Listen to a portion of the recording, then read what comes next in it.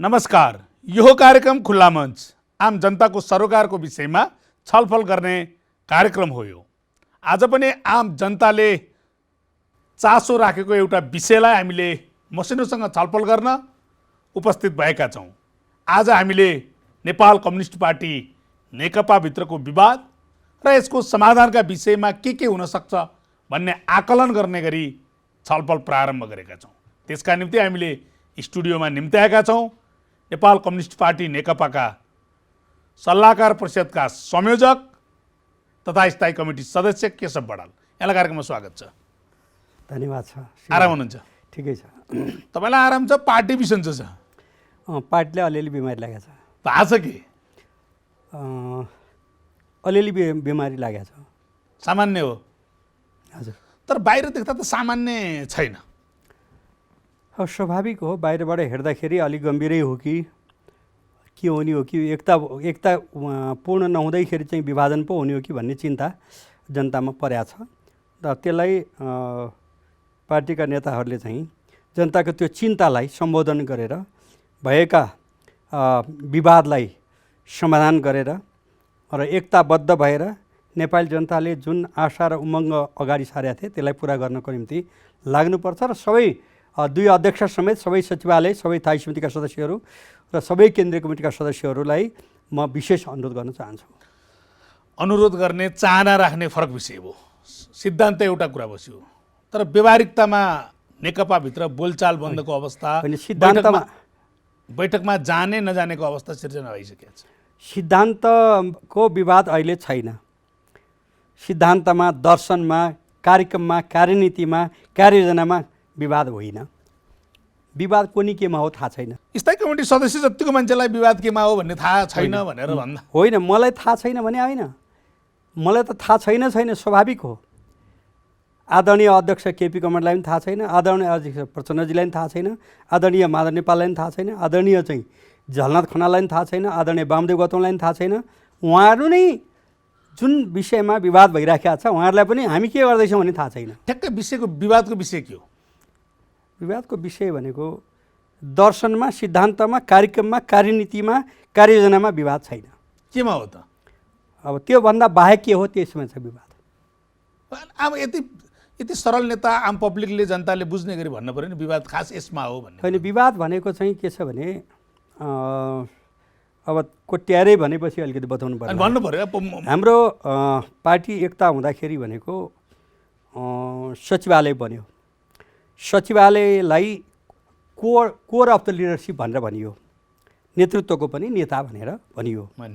त्यसमा रहनुभएका वर्तमान अध्यक्ष आदरणीय केपी ओली, जो प्रधानमन्त्री पनि हुनुहुन्छ, केपी ओली होइन, पहिलोपटक महाधिवेशनबाट निर्वाचित अध्यक्ष र प्रधानमन्त्री हुनुहुन्छ।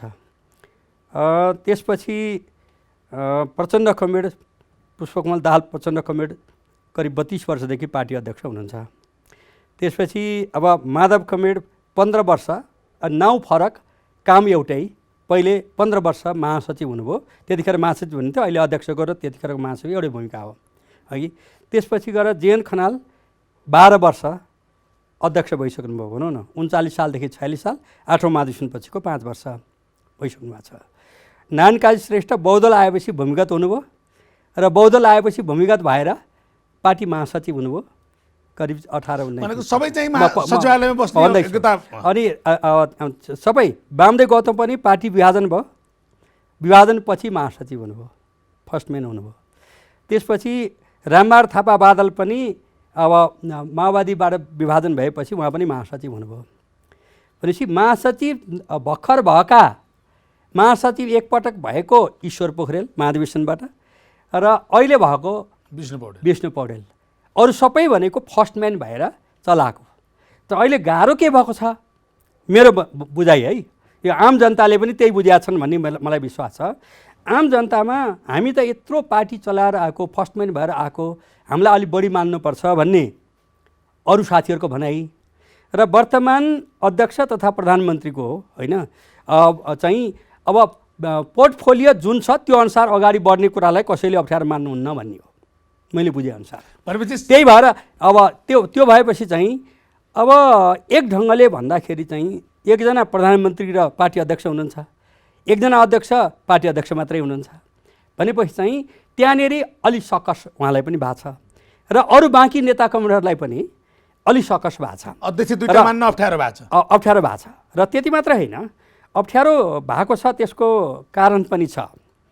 अब तपाईँले सोधिहाल्नुभयो, मैले चाहिँ अब क्षमा गर्नुहोला, म चाहिँ 48 वर्षको मेरो राजनीतिक जीवनमा कुनै गुटमा भाग नलिने मान्छे हो कहिल्यै पनि। तर तपाईँलाई केपी ओलीको मान्छे भन्दा रहेछ। होइन, मान्छे त मेरिट बेसमा कुरा गर्दाखेरि कहिले कसको पर्छ। हिजो माधव नेपालको भन्थे, म माधव नेपालको मात्र हिजो पनि होइन, पार्टीकै हो होइन। अब जबजको चाहिँ प्रखर प्रवक्ता हो, तर चाहिँ माधव नेपाल त सुरुमा त होइन नि त, फेरि जीवराज पनि होइन। त्यसले गर्दा चाहिँ प्रश्न के छ भने म पार्टीको अध्यक्षको अथवा पार्टीको प्रथम व्यक्तिलाई खुइल्याएर पार्टी बलियो हुन्छ भन्ने कुरामा मैले कहिल्यै विश्वास गरिनँ। त्यो अहिले मात्र होइन, म जिम्मेवार भइसकेपछि मात्रै म कुरा गर्दिनँ। तपाईँ 6 सालमा कम्युनिस्ट पार्टी स्थापना भयो, 8 सालमै होइन कमरेड पुष्पलाललाई हटाएर मनोहर बालाई महासचिव बनाउने कुरो गम्भीर त्रुटि भयो, त्यो गलत हो। मैले उहाँ मनमोहन कमरेड हाम्रो पार्टीको अध्यक्ष भइसकेपछि मैले भनेको छु तपाईँहरूले गल्ती गर्नुभयो, मेरो बाध्यता थियो, मलाई अरूले घेरा हाले। तपाईँलाई आम जनतासँग माफी मागेर भन्न लागेको कुरा भन्नु पऱ्यो, कुरो डाइभर्ट होला फेरि। होइन डाइभर्ट, अब मैले माफी माग्न लागेको माफी माग्नुपर्ने भन्नाले कोही कतै पक्ष रहेछ कि भनेर नठानिदिनु होला, मैले तथ्य राख्दैछु। र हाम्रो पार्टीको मैले अब पचन्द्र कमरेडको अलिकति भने, उहाँसँग त हामी एउटै कमिटीमा 2-2.5 वर्षदेखि छौँ, त्योभन्दा पहिले होइन। अरू कमरेडहरूसँग त एउटै कमिटीमा बसेको पनि 38 वर्ष भएछ। JN comrade, Madhav comrade, Bamdev comrade, Ishwar comrade लगायतका है। अब भयो के भने 2032 सालमा Akhil Nepal communist Krantikari coordination committee बन्यो। सिपी मैनाली महासचिव हुनुभयो, महानेपाल दोस्रो मान्छे हुनुभयो, सेकेन्ड म्यान। 35 सालमा नेकपा माले गठन भयो, महासचिव सिपी मैनाली हुनुभयो, सेकेन्ड म्यान माधव कमरेड नै हुनुभयो। 39 सालमा जेएन महासचिव हुनुभयो, सेकेन्ड म्यान अब माधव नेपालै हुनुभयो। 46 सालको महाधिवेशन, चौथो महाधिवेशनपछि मदन भण्डारी महासचिव भएपछि होइन त्यो स्थिति अलि रहेन, माधव नेपाल सेकेन्ड म्यान बस्ने अवस्था रहेन र त्यो बेला पनि उहाँ सन्तुष्ट हुनुहुन्थेन।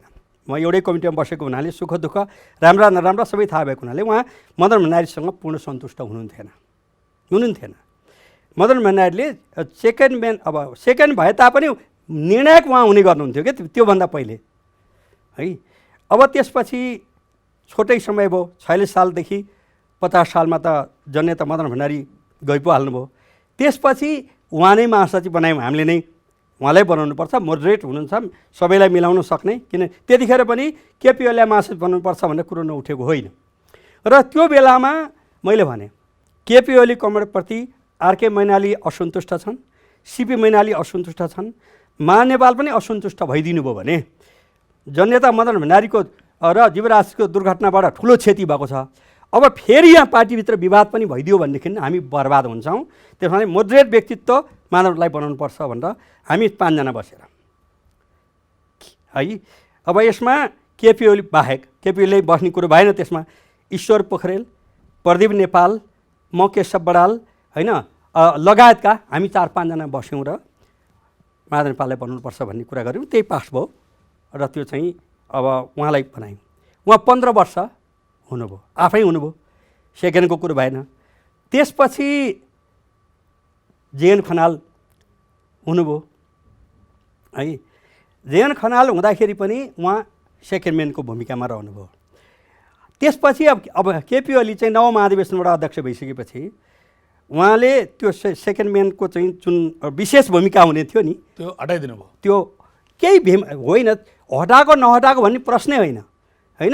उहाँले जे भन्यो त्यो अगाडि बढेन, अनि मन खुम्चिन थाल्यो। कारण यो भनेपछि यो खास लडाइँ चाहिँ प्रचण्ड भन्दा पनि माधव नेपाल र केपी बिचको। अब कुरो के छ भने उहाँहरूको के हो त्यो डिटेल त तपाईँहरूले जति थाहा पाउनु भएको छ, मैले थाहा पाउने त्यति हो, बैठक भएको कुरा थाहा पाउने हो। म त छुट्टै घुसघुस भेट हुँदैन मेरो।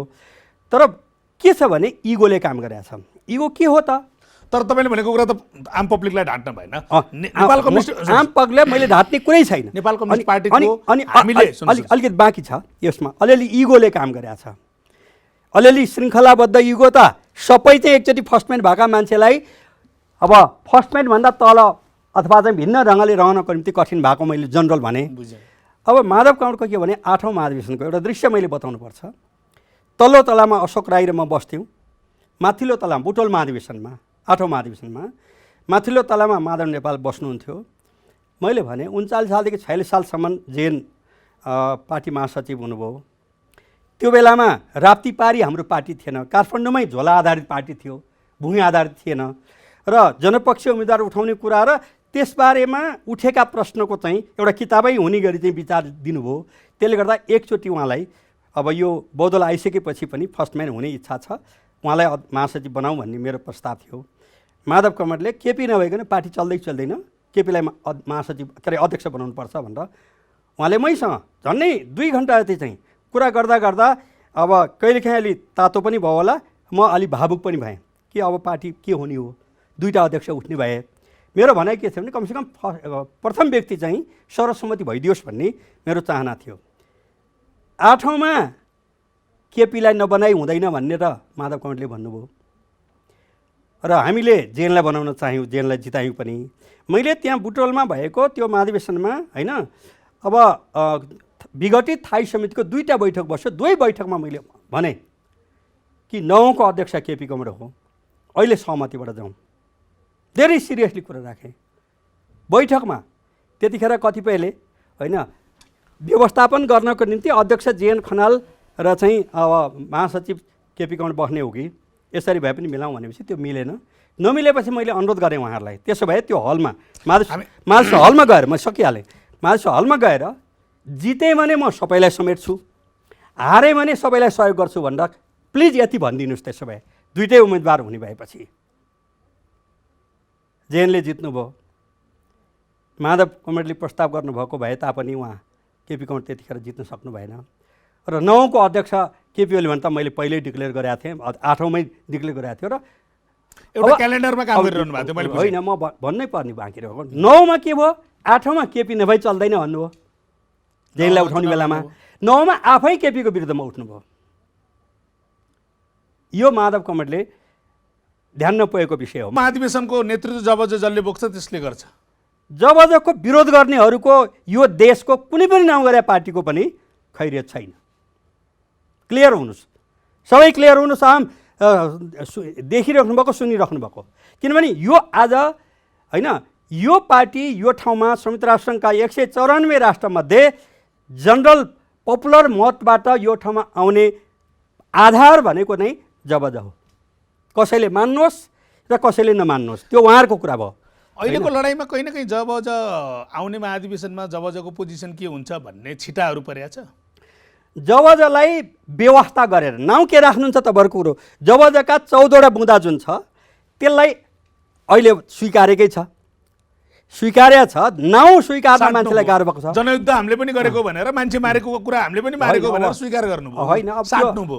अब त्यो तपाईँको कुरा हो, तपाईँको कुरा मेरो व्यवहारमा त्यो होइन, व्यवहारमा हुँदै कुनै पनि हत्या म अहिले भन्छु। हिजो प्रचण्ड पथका नाममा यहाँसम्म आएको नेकपा माओवादीलाई र नेकपा एमालेलाई एक ठाउँ बनाउँदा ती सबै कुरा सबैका इतिहास एकै ठाउँ राख्दा हुन्छ भने चाहिँ के भनेको त त्यो होइन। त्यो अब हिजो मोरङ जिल्लामा राजेन्द्र श्रेष्ठ मारिनुभयो, एउटा सामान्य प्राइमेरी स्कुलको हेडमास्टर, सामान्य झुप्रीमा बस्ने मान्छे लगेर मारिनुभयो र विगतमा पनि यस्ता घटना भएको छन्।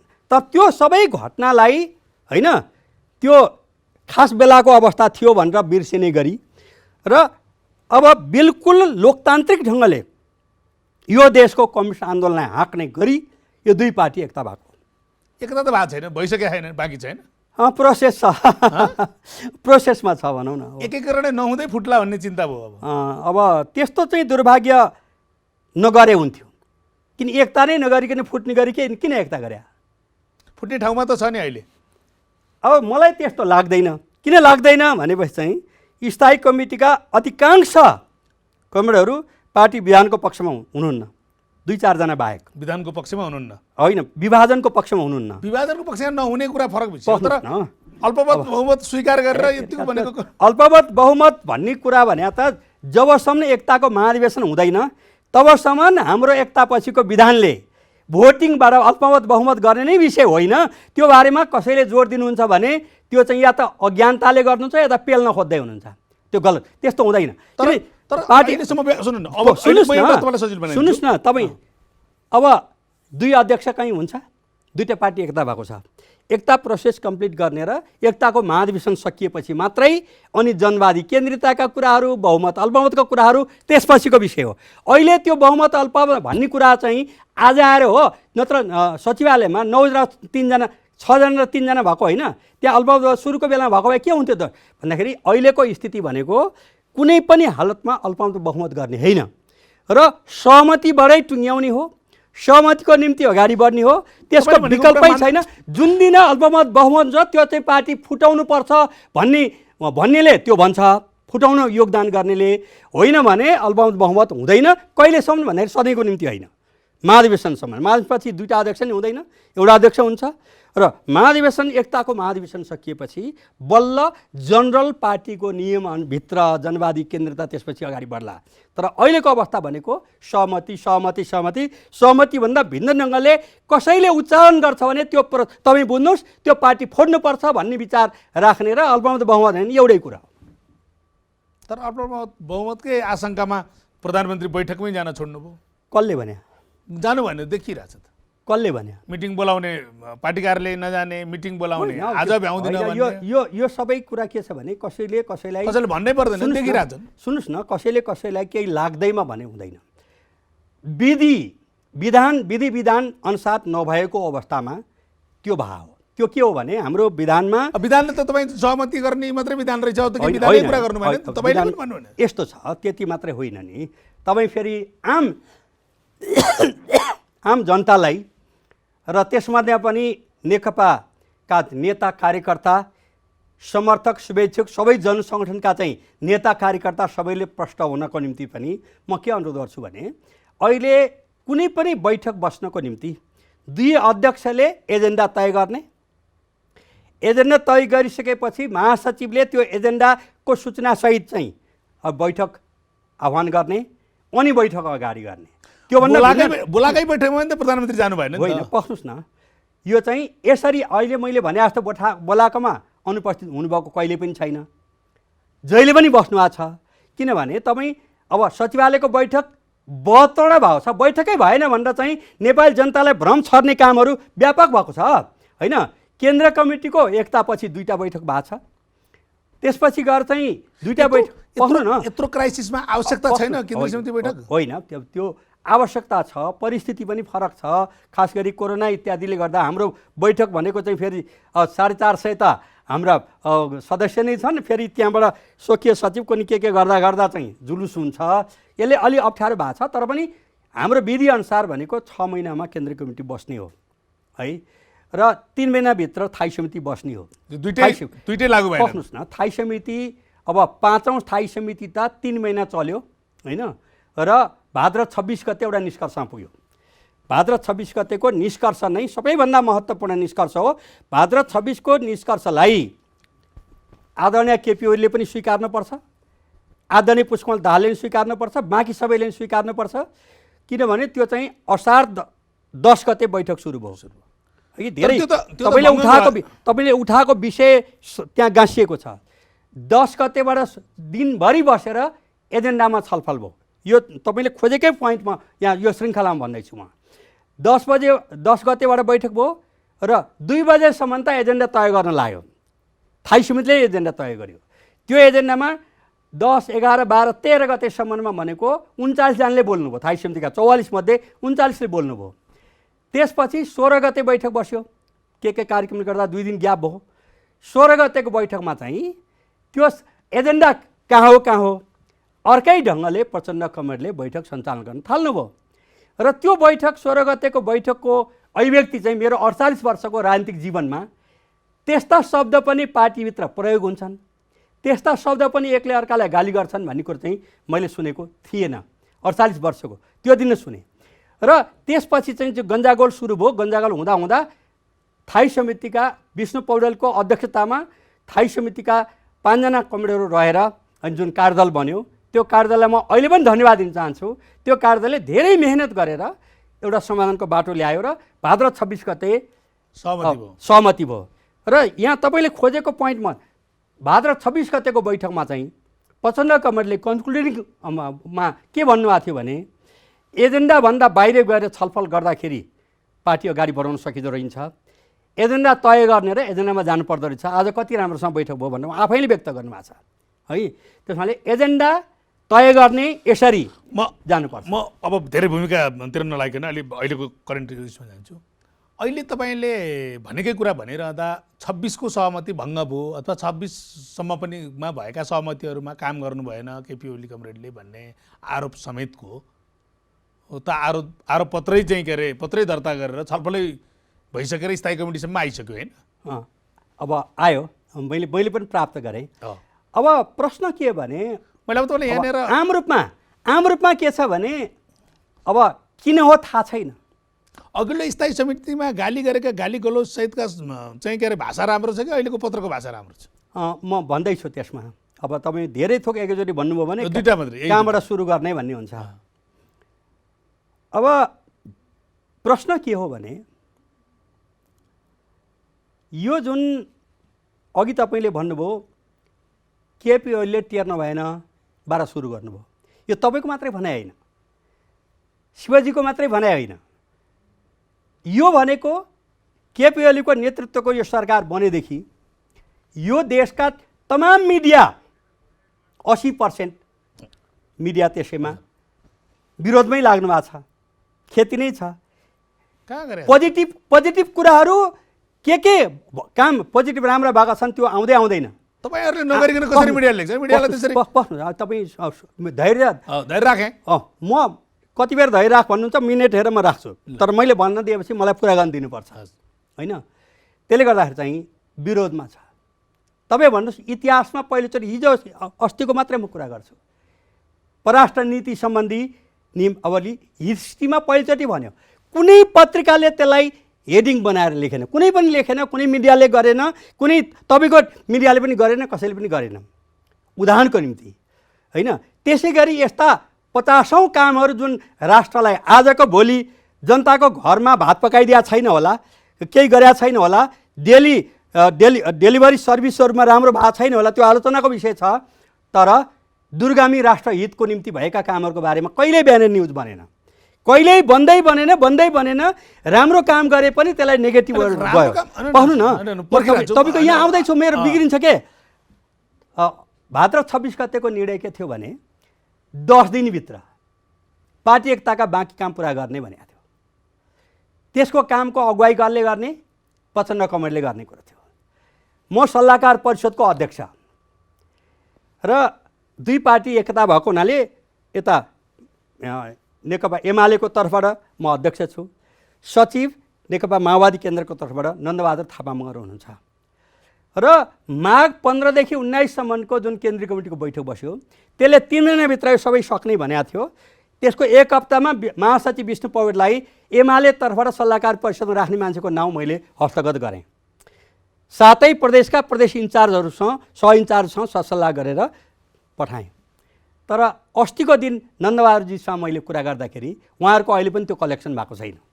हाम्रो त कलेक्सन भएको छ, तपाईँहरूको सही होइन भन्नु नन्दबहादुर थापा म सार्वजनिक ढङ्गले भने छैन। त्यसपछि अनुशासन भङ्ग भयो भनिन्छ नि, अनुशासन आयोगमा अमृत बोहरा तय हुनुभएको छ, तर चाहिँ त्यो कम्प्लिट भएको छैन। निर्वाचन आयोग कम्प्लिट भएको छैन। मैले ठुल्ठुलो कुरा गरिरहेको छैन, यो त सानो हो। सल्लाहकार परिषद अलिक ठुलो हो, किन केन्द्रीय कमिटीको सदस्य हैसियत राख्ने दुईतिरको जोड्दा झन्डै 400 मान्छे जुटाउने कुरो धेरै ठुलो सङ्ख्या भयो भनौँ। तर अनुशासन आयोग त त्यस्तो होइन, सानो सङ्ख्या छ। निर्वाचन आयोग भएको छैन र लेखा आयोग आएको छैन। यो सबै निष्कर्ष प्रचण्ड कमरेडले पार्टी चलाउनु भएन, पार्टीलाई टुङ्गोमा पुर्याउने गरी 1 करोडको बाटोमा जुन म्यान्डेट दिएको त्यो काम गर्नु भएन। जस्तो अस्ति 21 गतेको हो गर्नु भएन, अस्ति 21 गतेको गर्न दिनु भएन नि त, गर्न पनि त दिनु भएन। बस्नुहोस् न, अस्ति 21 गतेको बैठकमा उहाँले 1 घण्टा सवा घण्टा चाहिँ बोल्दाखेरि आदरणीय मेरो अध्यक्ष प्रचण्ड कमरेडले त्यहाँ चाहिँ कुन अन्तर्राष्ट्रियको फ्याक्सनको बारेमा विवाद भयो चाहिँ भन्नुभयो होइन। तर सल्लाहकार परिषदको अनुशासन आयोगको केन्द्रीय विभागको त्यसपछि गएर चाहिँ निर्वाचन आयोगको विवाद भएको भन्नु भएन। उहाँले त्यहाँ व्यक्तै गर्नुभएको अन्तर्राष्ट्रियको के अरे विद्यार्थी सङ्गठनको फ्याक्सन बनाउने बेलामा भएन। तपाईँले भनेको तरिकाले त्यसले गर्दाखेरि चाहिँ अब 28 गतेको बैठकमा उहाँले के ल्याउनु पर्यो भने भाद्र 26 को निर्णय अनुसार एकता प्रक्रियाको निम्ति मैले यस्तो यस्तो प्रस्ताव गरेको थिएँ, तर केपी ओलीले मान्नु भएन भन्ने प्रस्ताव आओस् न त, आउला हामी त्यहाँ आयो भने बहस गर्छौँ। केही आएको छैन, कुनै काम भएको छैन, होइन कुनै काम सङ्गठनको काम, पार्टी निर्माणको काम, सङ्गठनको काम भएको छैन। पार्टी केन्द्रीय कार्यालयमा गएर म हप्तामा एकचोटि म अनिवार्य पुग्छु, होइन त्यहाँ चाहिँ नवीकरणको कुरा भएको छैन, कुनै अगाडि बढेको छैन। त्यसले गर्दा महाधिवेशन हुने तपाईँ भन्नुहोस् न, गत माघमा 76 माघमा 15-19 को बैठकले 77 चैत 25 देखि 29 गते चाहिँ महाधिवेशन गर्ने तिथि तोक्या छ, होइन त्यो तिथि तोक्या हटाउनुको निम्ति केन्द्रीय कमिटीमा पुग्नुपर्छ। तर त्यसको निम्ति चाहिँ प्रतिवेदन आउनु त कता हो, महाधिवेशनको लागि त विचारको प्रतिवेदन आउनु पर्यो, सारा कुरो हुनु पर्यो, त्यो यो 28 गतेको बैठकमा त्यसमाथि छलफल हुनु पर्यो, अनि महाधिवेशन जानु परेन भन्दाखेरि 2 वर्षभित्रमा सबै सक्ने भन्ने ठाउँमा 3 वर्षभित्र पनि सकिने खालको देखिँदैन भन्दाखेरि जसको जे जिम्मेवारी छ त्यो पुरा गर्नुहोस् अनि मात्र आलोचना गर्ने। यहाँनिर त एउटा कुरा बिर्सिनु भयो नि त, यति बेला त पार्टी केपी ओलीले चलाउने, सरकार चाहिँ के अरे प्रचण्डले चलाउने कागजमा हस्ताक्षर गरेर तपाईँहरू चुनावमा जानुभएको, के अरे पार्टी एकीकरण भएको, त्यो कुरा चाहिँ बिर्सिदिने। कस्तो आलो पालो सिस्टम सुरु गर्ने, प्रधानमन्त्री आधा गर्ने होइन। अब त्यो पुरानै ठाउँमा जाने हो भने त एकताभन्दा पहिलेको ठाउँ पुगिन्छ, होइन भने अब यो तपाईँले उकाएपछि मैले भन्नुपर्छ। पोहोर साल कार्तिकको पहिलो हप्तामा 76 कार्तिकको पहिलो हप्तामा उहाँहरूले को बसेर राष्ट्रपति फल्नालाई बनाउने, प्रधानमन्त्री फल्ना बन्ने, अध्यक्ष फल्ना बन्ने भन्ने तय गर्नुभयो। त्यसपछि त्यसले अलिकति रडाको मचियो अनि मङ्सिर 4 गते विधिवत रूपमा बाँकी कार्यकाल प्रधानमन्त्री केपी ओलीले चलाउने, त्यो एक्लै केपीले निर्णय गरे हो र 44 निर्णय गर्यो र पार्टी अगाडि बढाउने काम प्रचण्ड कमरेडले भन्ने कुरो भयो। त्यसपछि मङ्सिर 29 देखि पुस 6 गतेसम्म 28 बैठक बस्यो, त्यो सिङ्गै बैठक, होइन अब कन्डक्ट सबै चाहिँ प्रचण्ड कमरेडले गर्नुभयो। कहिलेकाहीँ केपी आउनुहुन्थ्यो, सघाउनुहुन्थ्यो इत्यादि भयो, हार्दियापूर्व भयो। त्यसपछि केन्द्रीय कमिटीको बैठक माघ 15-19 भयो, त्यहाँ पनि 17वटा समूह बन्यो, समूहमा छलफल भयो, सरकारको समीक्षा गर्यो, पार्टीको समीक्षा गर्यो, त्यसले म्यान्डेट दियो, त्यो अनुसार 3 महिनामा पार्टी एकताको काम पुरा गर्ने भने भएन। भनेपछि भाद्र 26 गते आएर कार्यालय बनाएर फेरि अगाडि बढियो। भनेपछि मेरो विनम्र अनुरोध के छ भने दुवै अध्यक्षलाई, केपीले पनि होइन कुनै अब समेट्ने कुरामा, मैले अघि नै पनि भने त्यो जमानादेखि मेरो भनाइ हो, समेट्ने कुरामा कन्जुसाइ नगर्नुहोस्, सबैलाई समेट्ने आधार बनाउनुहोस् र प्रचण्ड कमरेडले आफ्नो जिम्मेवारीको काम कम्प्लिट गर्नुभयो भने अरूको आलोचना गर्ने ठाउँमा तपाईँलाई बल पुग्छ, हामी त्यहाँ साथ दिन्छौँ। तर प्रचण्डको काम चाहिँ आलोचना गर्ने मात्रै हो, आफ्नो जिम्मेवारीको काम चाहिँ केही पनि भएको छैन, मेरो जानकारीमा केही पनि भएको छैन। प्रचण्डले केही गर्नु भएको छैन। पार्टी एकीकरणको बाँकी काम 10 दिनभित्र सक्ने भनेको भाद्र 26 गते के भएको छ त? एउटा प्रस्ताव छ त? म तपाईँको अगाडि प्रमाण छु, सल्लाहकार परिषदको अध्यक्ष म छु, होइन मैले उतापट्टिको चाहिँ अस्तिको दिन मैले कुनै यी तथ्यको कुरामा तपाईँलाई अलिकति पछाडि लगेँ। त्यसपछि हजुर तपाईँहरूको घोषणापत्रमा लगेँ हो, हुन्छ। घोषणापत्रमा पुग्दाखेरि के देखिन्छ भने 2/3 आयो अथवा सरकार बन्यो भने आम पब्लिकले धेरै राहत पाउने काम हुन्छ भन्ने थियो, होइन? तर यो सरकारको त्यो बाटोमा त गएको देखिएन नि त। जानुपर्छ, त्यो बाटो गएको छैन भन्ने तपाईँको भनाइलाई मेरो खण्डन होइन। डेलिभरी सिस्टममा कमजोरी भएको छ, त्यसलाई सरकारका सबै मान्छेले, अब यहाँ के छ भने एउटा चाहिँ चेन्ज गर्यो भने केही सजिलो होला नि त? केही हुँदैन। तपाईँ प्रचण्डलाई दिने भनेको पछिल्लो 2 वर्ष दियो भने उहाँको पनि 2चोटि प्रधानमन्त्री भइसक्नु भएको छ र एकदम नजिकबाट मैले हेरिरहेको छु म, किनभने डेभलपमेन्ट क्षेत्रकोमा अब मैले 15वटा किताब निस्किएको छ, 16औँ किताब यो पुसमा विमोचन हुँदैछ र मैले डेभलपमेन्ट सम्बन्धी हो र म यो देशको साबिक 3915 गाविसमध्ये 2637 गाविसको कार्यक्रममा पुगेको मान्छे पर्छु म। त्यहाँका समस्या थाहा छ, होइन भूमिका की समस्या थाहा छ, गरिब किसानका समस्या थाहा छ। तपाईँको व्यक्तित्वमाथि मलाई शङ्का छैन, तर तपाईँको सरकारमाथिको शङ्का हो। सरकारले मुख्य कुरो चाहिँ सरकारले जनताको डेलिभरी कुराहरू जनताले त्यो त गरेको छैन नि। बस्नुहोस् न, म भन्दैछु तपाईँकै प्रश्नमा म जाँदैछु, होइन रेलवे जोड्नुपर्छ त रेलवेले तत्काल जनतालाई असन्तुष्टिलाई सम्बोधन गर्दैन। मध्य पहाडी पुष्पलाल लोकमार्ग युद्ध स्तरमा बन्नुपर्छ, 1800 किलोमिटर जान्छन् छ, त्यो नि बन्नुपर्छ, यस्ता हजारौँ चिज बन्नुपर्छ। तर जनताको भने चाहिँ होइन बिरामी हुँदा औषधि पाइयो कि पाइएन, भोक लाग्न खान पाइएन, छाप्रो भयो कि भएन, बाढी पहिरोले 2011 सालपछि सबभन्दा बढी क्षति यो वर्ष भयो, त्यहाँ क्षति भयो कि भएन, जनताले देख्ने कुरा यी हुन्छन्। त्यसले गर्दा सरकार, सामान्य प्रधानमन्त्री र मन्त्री परिषदका सबैलाई पनि मेरो अनुरोध छ, तपाईँहरू आफ्नो मन्त्रालयमा डेलिभरी सिस्टम अनुरोध धेरै गर्नुभयो। अनुरोध गरेर हुने भए 2-3 वर्षसम्म सरकार चलाएको धेरै कुरा हुन्थ्यो। सुन्नुहोस्, अनि यस्तो गरिदिनु। अनुरोध गर्दाखेरि नहुने भए तपाईँले भने जस्तै चाहिँ त्यो राजेन्द्र श्रेष्ठ मोरङमा जुन मारिनु भयो त्यही बाटो लिनुपर्छ भने हो। त्यो बाटो लिन्छ। अहिलेको नेतृत्व तपाईँले परिवर्तन गर्दा कम्युनिस्ट होइन, आउँछ। मैले अनुरोधै गर्ने हो। अब जनताका कुरा सुन्ने हो। सामान्य प्रधानमन्त्रीजीलाई मेरो अनुरोध छ कि जनताका कुरा सुन्नुहोस्, जनताको कुरा सुन्नुहोस्, मिडियाको कुरा पनि सुन्नुहोस्, त्यसमध्ये उपयुक्त कुरालाई होइन ग्रहण गराउनुहोस्। किनभने डेलिभरी सिस्टममा जुन ठाउँमा जो बसिरहेका छन्, 761वटा सरकार छ, 761वटा सरकार छन् र ती सबै 761वटै सरकारलाई प्रभावकारी बनाउनुको निम्ति त्यो 753 पालिकामा त्यहाँको पार्टी कमिटीले चाहिँ गाइड गर्नु पर्यो। त्यहाँ पार्टी कमिटी बनिया छन् छैनन्? त्यो काम त केपी ओलीको पनि हो नि त, अध्यक्ष उहाँ पनि हो नि त। होइन, सुन्नुहोस् न, म भन्दैछु 753वटा पालिकाको पार्टी कमिटीले गर्ने काम चाहिँ प्रचण्ड कमरेडको पनि हो, सचिवालयका मान्छे कमरेडहरूको पनि हो, सबैको हो, तपाईँ हामी सबैको त्यो हो। तर काम त 753वटा पालिका 36,000 जुन जनप्रतिनिधिहरू छन्, उहाँहरूले असाध्यै धेरै योगदान गर्नुभएको छ। मैले उहाँहरूको धेरै योगदान गर्नुभएको छ। त्यसका बारेमा फेरि अर्को दिन छलफल गरौँ। योगदानको कुरा आउने बित्तिकै तपाईँलाई डर लाग्दैन? डर लाग्दैन। तपाईँहरूको योगदान अत्यन्तै धेरै योगदान छ, पब्लिकले सबैले थाहा पाएछन्। ओम्नीको करप्सन, एती होल्डिङ पनि त यही सरकारका बेलामा भएको छन् होइन? ती कारबाही तिनीहरू हाम्रो कानुन छ।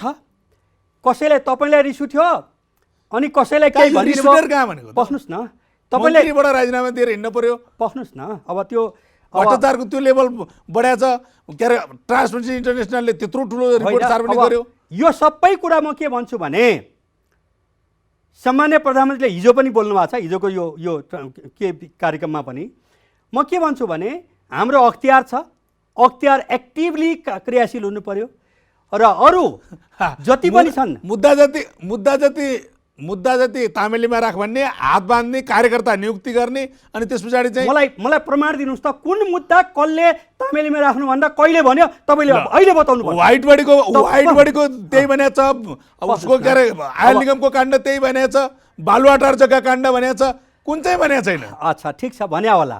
बालुवाटार जग्गा काण्ड भनेको चाहिँ 2046 सालको आन्दोलनपछि कृष्ण भट्टराई प्रधानमन्त्री हुँदाखेरिदेखिको चाहिँ सुरु हो र 2049 सालमा गिरिजाबाबु हुँदाखेरिका निर्णयहरू हुन् र केपी ओली प्रधानमन्त्री भएपछि चाहिँ शारदा प्रसाद तितालजीको अध्यक्षतामा छानबिन कमिटी बनाएर छानबिनले अगाडि बढाएको छ भनेपछि त्यसमा पनि केपी ओलीलाई दोष लगाउनु भनेको चाहिँ भ्रष्टाचारीहरू कोही छन् भने तिनको चाहिँ आरोप हो। त्यो तपाईँको महासचिव भएका कारणले त्यो प्रतिवेदन कार्यान्वयनमा आएन।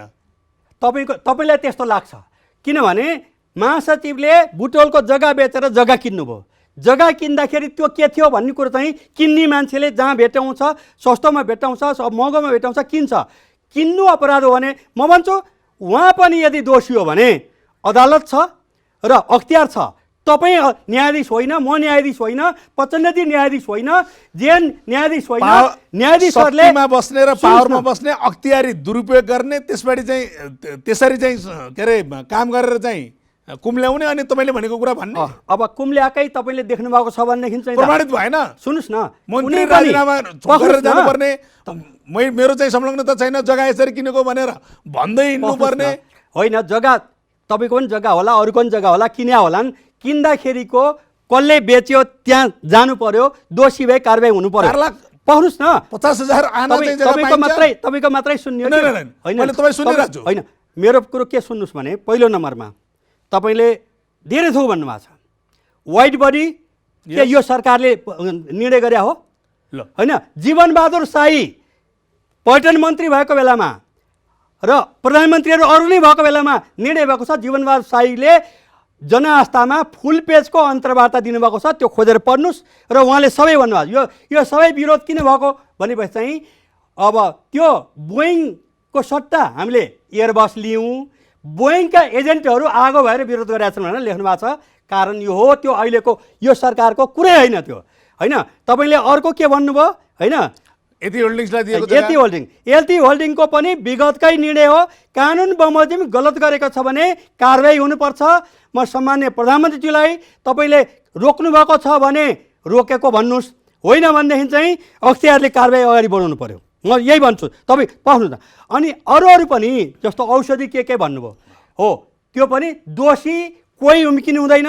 तपाईँ हेर्नु न्यायिक सिद्धान्तले के भन्छ भने दोषी बरु उम्कियोस् तर निर्दोषलाई दोषी करार दिनु हुँदैन। म तपाईँलाई एउटा सेन्सिटिभ भन्छु, यो मेलम्ची खानेपानीमा पूर्व सचिव चाहिँ दिनेश प्याकुरेल त्यहाँको प्रमुख के हुनुहुन्थ्यो र उहाँलाई पेपरले चाहिँ ठुलो ब्यानर न्युजमा करप्सनको आरोप लगायो, उहाँले सुइसाइड गर्नुभयो। त्यसले गर्दाखेरि चाहिँ तपाईँ निर्दोष हुनुहुन्छ, तपाईँलाई कसैले चाहिँ गम्भीर आक्षेप लगायो भने के हुन्छ? तपाईँलाई थाहा छ कुनै पत्रिकाले एउटा महिलाको बारेमा लेख्यो, महिला आत्महत्या गरिन्, होइन? त्यसले गर्दाखेरि चाहिँ म सबैलाई के अनुरोध गर्छु भने आरोप लाउने मान्छेले, म त भन्छु, म त संविधान सभामा हुँदा समाउनेको छु, झुटा आरोप लाउनेलाई त्यो आरोपितभन्दा बढी दण्डित हुनुपर्छ, नत्र भनेदेखि निर्दोष मान्छे, इमान्दार मान्छे यो देशमा टिक्न सक्दैन भन्यो। अहिले पनि म भन्छु निर्दोष मान्छेलाई दोषी करार दिएर, सुन्नुहोस् न, निर्दोषलाई झुटा आरोप कसैले लगाउँछ भने त्यो आरोपित प्रमाणित भएन भने आरोप लगाउने मान्छेलाई त्यसको दोबर दण्ड हुनुपर्छ। अनि मात्रै कानुनमै व्यवस्था छ, त्यो भइहाल्छ। अहिले मन परिप्रचार गर्नुहुन्छ तपाईँहरू, अनि मन परिप्रचार हुन्छ अनि अर्का कुरा प्रचार गरेर त भएको यी तपाईँले भने मध्ये होइन। अब तपाईँ वाइडबरी भन्नुभयो, वाइडबरी कसको? अनि बलौटार जग्गा भन्नुभयो।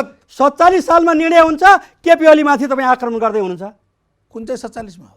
2047 मा अन्तरिम सरकारको बेलामा बालोटारको केपी ओलीले त त्यसको छानबिन गर्ने तिर्तालको प्रतिवेदन कार्यान्वयन गर्नु पर्यो भन्ने कुरा जान्नुहुन्छ तपाईँ? तपाईँले जुन जग्गाको कुरा गर्नुभएको छ त्यसको निर्णय भएको पहिलो निर्णय 2047 सालमा बौद्धले आएपछि आदरणीय कृष्ण त्यसपछि गिरिजाबाबु हुँदाखेरि निर्णय भयो र बरु यसमा विवाद उठेपछि छानबिन कमिटी बनाएको।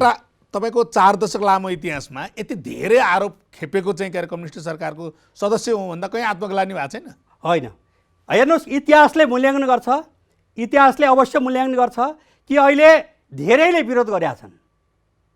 धेरैले विरोध गरेपछि असत्य पनि सत्य हुन्छ, नबुझेरै गरिरहेछ सबै। होइन, प्रमाण बिना जसले आरोप लाउनु भएको छ त्यो क्रिमिनल कुरा हो। बुझ्ने काम केशव बडालको मात्रै, अरू सबैले नबुझिकन भनिरहेछन् होइन? सबैले बुझ्नुपर्छ, तपाईँले झन् बढी बुझ्नुपर्छ। एउटा अखबारले लेखेको कुराले तपाईँको चाहिँ के अरे सबै आम माफ हुन्छ त्यही भनेर चाहिँ नजिर कायम गर्ने, हाकाहाकी चाहिँ अडियो सार्वजनिक भएर मन्त्रीले राजीनामा दिएर गएर चाहिँ अप्ठ्यारोमा पर्दा अनि के त्यो अडियो अनुसार चाहिँ कुनै चाहिँ प्रिन्टिङ प्रेस किनेर ल्याएको छ?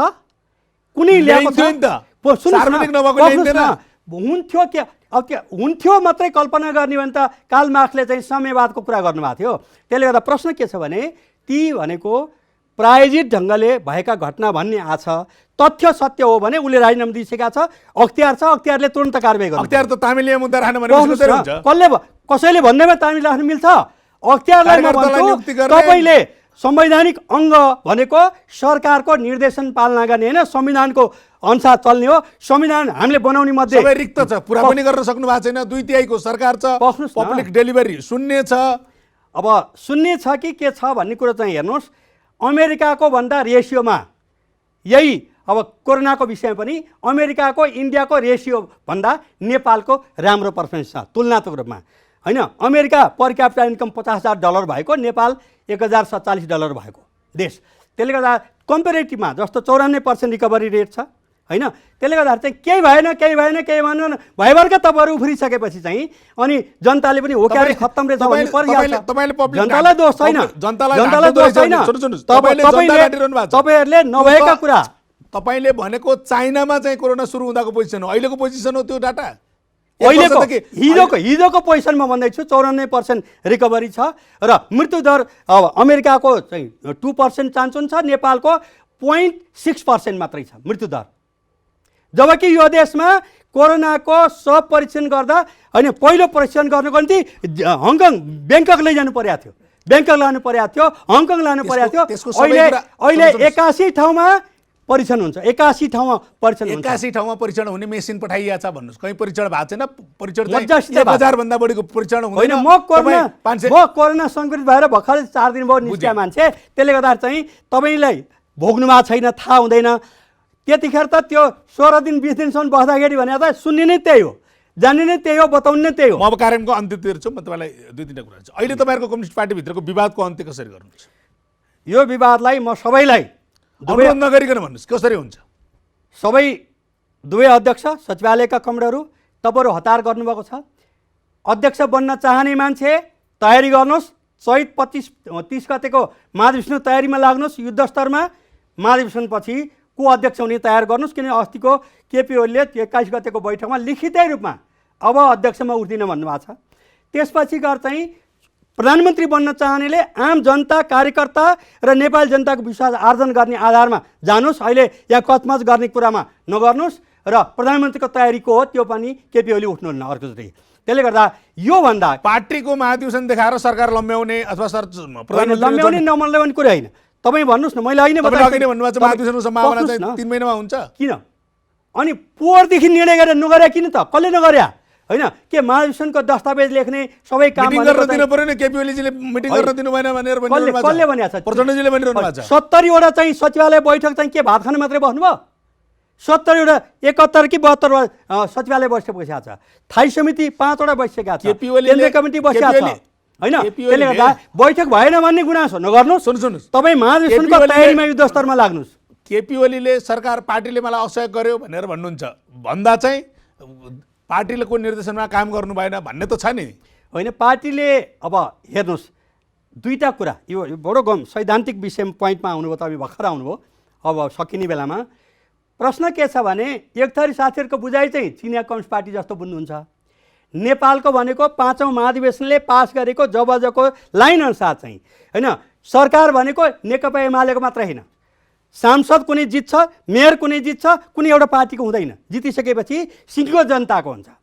र प्रधानमन्त्री भनेको यो देशको 3 करोड जनताको प्रधानमन्त्री हो। होइन, पार्टीका पनि कुरा सुन्नुपर्छ, आम जनताको कुरा पनि सुन्नुपर्छ, देशको हित के हुन्छ त्यो पनि सुन्नुपर्छ। त्यसले गर्दाखेरि चाहिँ टक्लक्क पार्टीमा निर्णय गर्ने अनि यो गर भन्ने चाहिँ अब अरू देशको कम्युनिस्ट पार्टी जस्तो होइन। हाम्रो पार्टी भनेको लोकतान्त्रिक ढङ्गले अगाडि बढेको पार्टी हो। लोकतन्त्रमा होइन सबैको कुरा सुन्नुपर्छ। यो सरकार उचित डिसिसन गर्नुपर्छ। गलत डिसिसन गरेको भनेको अर्को चुनावमा त्यसको परिणाम भोग्नु। यो सरकारले पब्लिक डेलिभरी गर्न नसकेको कारण के हो? पब्लिक डेलिभरी गर्ने के पार्टीले गर्नु पर्दैन? जस्तो महाभूकम्प भयो, केपी ओली अध्यक्ष हुनुहुन्थ्यो, म जस्तो उमेरको मान्छेलाई पनि होइन, हामी चाहिँ 40,000 भन्दा बढ्ता युवा चाहिँ मेची महाकाली त्यहाँ चाहिँ कार्यक्रममा चाहिँ हामी गयौँ। तपाईँले पनि देख्नु भएको छ, राम्रैसँग देख्नु भएको छ। तर अहिले यत्रो महामारीको बेलामा चाहिँ पार्टीको तर्फबाट चाहिँ जनतालाई पार्टीको राम्रा कामको समर्थन गर, कमजोरीको औल्याउ, करेक्सन गर्न मद्दत पुर्याऊ भनेर आह्वान एउटा सुन्नुभएको छ? कहिल्यै सुन्नुभएको छ? भनेको माने नै गर्ने हो सरकारले त। भनेको मानेन भनेर सरकार भनेको के हो? सरकार भनेको केपी ओली एक्लै हो? होइन, केपी ओली त काम गर्नुपर्ने हो। 761 वटा सरकार छन्। 761 वटा सरकार छन्। 761ले चाहिँ तपाईँहरूको नियम मानिदिनु पर्ने, केपी ओलीको कमिटीले चाहिँ के अरे क्याबिनेटले चाहिँ मान्नु नपर्ने भन्ने हो?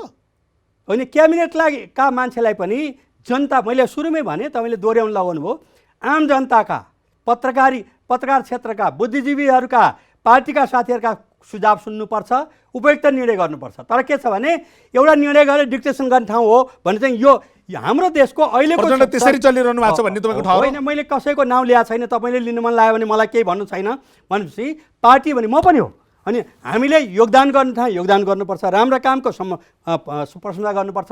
तर मलाई दुःख के लाग्छ भने शीर्ष नेतृत्वले यो चाहिँ यो पार्टीले राम्रो काम गर्यो भनेर चाहिँ कहीँ विज्ञप्ति जारी गरेको बोलेको मैले सुनेको छैन। उहाँ हुनुहुन्थ्यो नेपाल कम्युनिस्ट पार्टी नेकपाका स्थायी कमिटी सदस्य केशव बडाल। आजको खुला मञ्च यति नै। अर्को साता फेरि अर्को अतिथि लिएर हामी उपस्थित हुने नै छौँ। बिदा दिनुहोस्, नमस्ते।